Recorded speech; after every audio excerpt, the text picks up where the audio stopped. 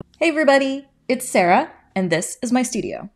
So I don't know about you guys, but here in my house, school's getting ready to start in less than a week. And I wanted to do something special for her class, and I thought about it and I was like, you know what would be a really cute thing to make? Bookmarks. Of course, making bookmarks, I'm thinking you can always do that in paper, but I want something a little sturdier because she is going into first grade and paper gets easily torn and all of that. And I've been playing around with making bookmarks on my 3D printer. These are thin prints and you can get some really cute detail using an automated material system like mine. And I thought I would kind of show you guys how I set up bookmarks, and I'm going to show you how to set the bookmarks up using the free online photo service / design service, I don't know what you want to call it, Canva. So with that being said, let's get started. So I'm over here in Canva and I have opened up a new document. I just use their logo template as a way to create a, simple blank document. I'm going to resize things later, so it doesn't really matter. But either way, I'm in Canva and I have a blank document. And we're going to start by making a frame, essentially, which is going to be the shape of our bookmark. So going through here, what you're going to want to do is you're going to want to go over into their frames. So this is typically located in Elements, and can scroll down until you find their frames. And then I am just going to use the basic rounded curved rectangle. I like the shape and I like my bookmarks to have just a little bit of a curve. So we're going to change the shape of this a little bit. So I'm going to go ahead and bring this in a little bit.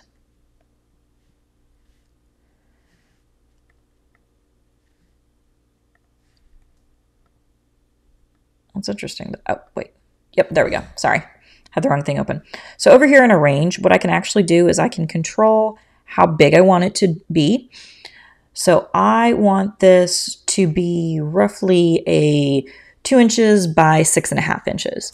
Now, with that being, given the fact that I'm going to kind of export this as a vector, I don't necessarily need to have like a exact pixel ratio, or like, yay so many of pixels per inch. Like typically when you print something, you want it to be 300 dots per inch or pixels per inch. I don't need that since it's going to be a scalable vector that's going to go over to my 3D printer, but I need to at least have it, the right ratio. So just kind of pick a number. So for instance, I'm going to say 50 pixels per inch, and I want this to be 2. So 50 times 2 is 100.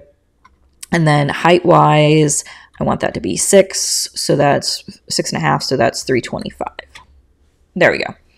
So that gives me the shape that I want it to, and I'll go ahead and lock that ratio a little bit so that if I want it to be bigger, it will be. Okay. All right. So this is my shape, essentially. So what I'm going to do is, now that I've got this shape, I'm going to put a pattern in it. So what I need to do is go in here and type in, whatever I'm looking for. So like, let's just say school pattern. Okay, and then I've got multiple options. Now I have this enabled so that I'm just using the free ones, because if you try to fill a pattern or a shape with a pattern and export it and use a pro one, it will fail because you don't have the copyright for that. So you'll want to look in here and you can either kind of create your own pattern, or you could see what they've got available to kind of drag and drop in. So this one's got like little doodles on it, like people in notebooks. I'm not a huge fan of that one. There is this one that's kind of shapes. I've got another one that's sort of a back to school with papers and pencils and all of that. Or I've got this one, which is more kind of a school or more like a math one. So I'm going to take this one. I think I can play around with this one a little bit and make it look kind of interesting. So I'm going to change the direction of this a little bit. Yeah, I don't know. I don't like that one. It's too...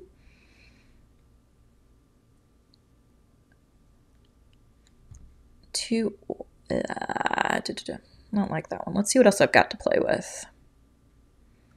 So there's this one. It's more like, letters and pencils. It's more of a writing one, so that's kind of cool. Let me shrink the pattern down a little bit more. So that might work. Or there's this one. This is kind of a sort of a science-y pattern. And this is also kind of linear, so this might be a cute one to do. Let's see how this looks if I shrink it down a bit. Okay. Let's get like paint, all of that, or there's even more like a section where you wanted to do like more science-y, like a puzzle and all of that.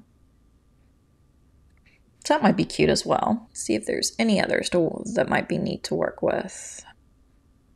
What I can also do is if I'm looking for something and I don't find what I like, I can always kind of look online and see if there's like any free school pattern that you can pull that are available, you know, for free downloading.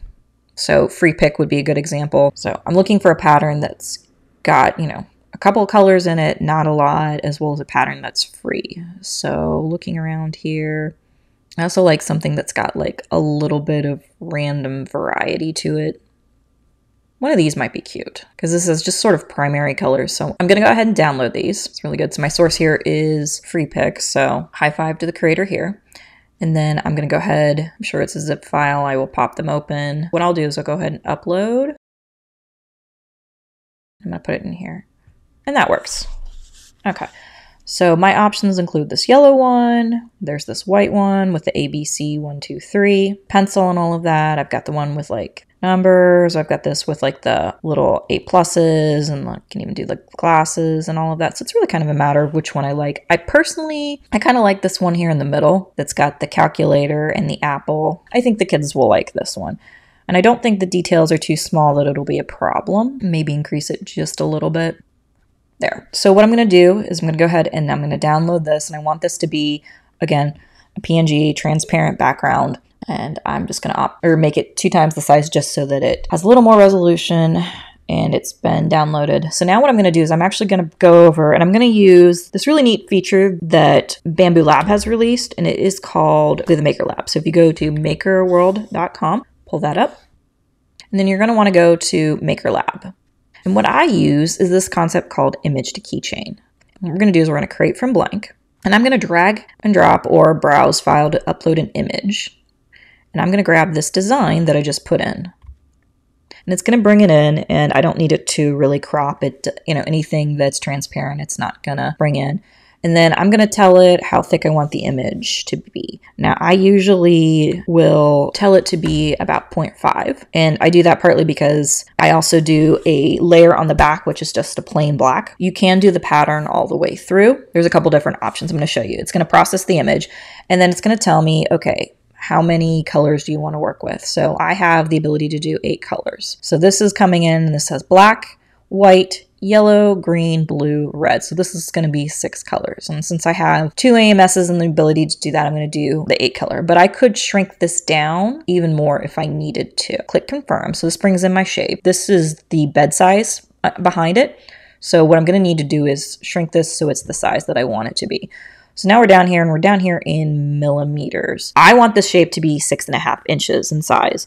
So I'm going to use a quick hack that I have on Apple, and that is to bring up my little spotlight search. And you guys can't see this, but it's 165.1 millimeters. I'm going to type in 165.1, and it's going to drop it. And this is the exact size that I need it to be. And then I'll zoom in a little bit. So now we've got this, and what it's done is it's basically kind of vectorized this design. And each of these colors, it's seeing as a different area that it's going to change the color and print. If I wanted to, and I wanted this to be fewer colors, I could go in and tell it that, you know, maybe I don't want all of these, like for instance, maybe because it's just got like the yellow background. Maybe I don't want the background to be yellow. Maybe I want it to be another color. You can actually go in and change it. I could tell it, maybe I want this yellow, instead of it being yellow, for it to be, say maybe the white.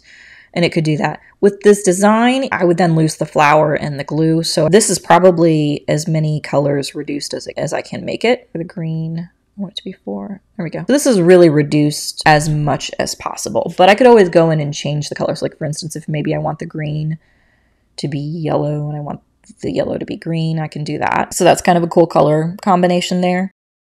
And keep it this way, I'm thinking. I'll go with the original colors. This looks good. So now I go over here to plate and thickness, and I can actually change how I want this done. I can have this so that the design is black on the back and the same on the front, or I can have it so that there's maybe a shape around it if like the shape is abnormal, but in this case, it is the shape of the bookmark, so that's not really a problem. I can have it set up so that it's mirrored and the this front will be exactly what it is on the back. So for instance, if I have text, then the back of it would also be readable. Or I could just have it be double-sided where it's the exact same design gone all the way through. Now this really kind of controls how many times your machine will change colors, which then of course will affect how much, purge waste and such you have. So I usually will opt to just do the color on the front and it to be black on the back. And I will usually set the black thickness to 0.5. And I can change it and set it to whatever color I want. For instance, if I don't necessarily have to have it in black, I could do it, the bookmark color be yellow underneath. I almost always kind of do it black underneath just as sort of a habit. It's, a color I keep a lot of stock of. So there we go. So I have the bookmark all set and ready to be downloaded. So I'm going to go ahead and download it. And I'm going to set it to 0.2 millimeter because you get better detail with a 0.2 millimeter.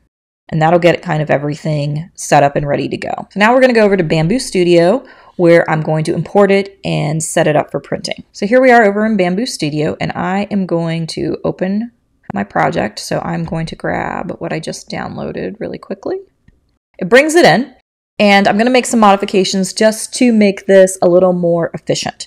So first thing I need to do is I'm going to change this over to the proper nozzle because I have a P1S. So that'll automatically get rid of that little pattern there. And typically I will kind of slide that out of the way. A lot of times I'll turn the prime tower off. But what I want to do is I want to create multiple copies of this. So I typically fill the bed with copies. Usually I can get 5, sometimes even more on a bed. And I then will kind of organize them so they look kind of neat and organized. I never quite understand why it lays them out the way it does, but it thinks that's more efficient for some reason. But I could get even more on there if I wanted. I'm going to go ahead and copy paste. And then what I'm going to do is I'm going to take and I'm going to rotate this one. And then I'm going to move it. And that way I can get multiple ones on a bed. So a couple other settings I go in and change.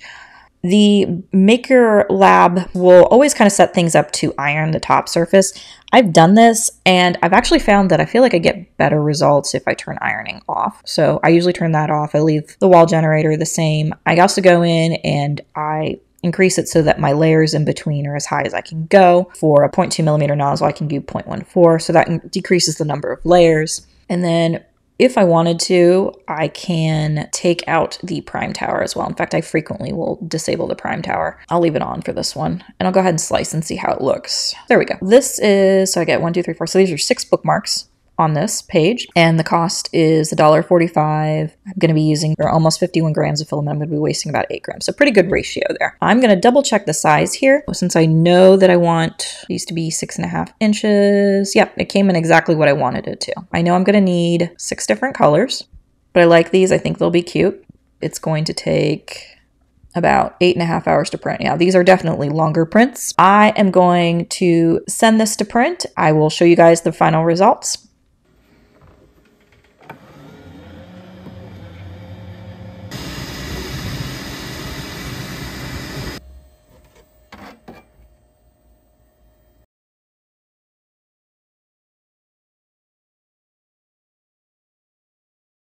So there you have it, a cute little back to school bookmark. And these, like I said, are about 1 millimeter thick. They're pretty sturdy, but they've still got a little bit of a bend to it. So I think they make for a good bookmark thickness. I have tried to do this thicker, like 1.5 millimeter, and I felt that it was just a little too much. I could see maybe doing like another layer or two, but I like these. I think these are great for kids. And really the possibilities are kind of endless for designs. For instance, another design you could consider doing is maybe creating a pencil-shaped bookmark, and then you can add like the, the class name or the year. These are all really cute little back-to-school projects that you can do with your 3D printer. I hope you guys like this content and you got some value out of it, and that I was able to give you some new ideas to play with. If you want more content like this, please feel free to subscribe to my channel, hit the like button to help the algorithm, and if you have any questions, please feel free to leave a comment below. I like engaging with all of you guys. Just a reminder, I also have a Patreon that I recently set up that you're welcome to join. I think that's everything. Bye!